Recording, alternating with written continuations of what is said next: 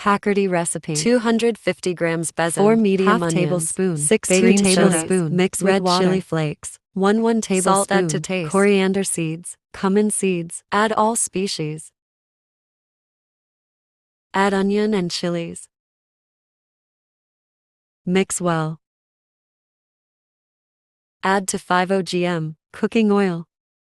Add mixture with the help of spoon or hand. Cook in high flame. Turn it when it's golden fry. When it cook completely, strain out in tissue or paper. Enjoy with chutney or ketchup. Thanks for watching.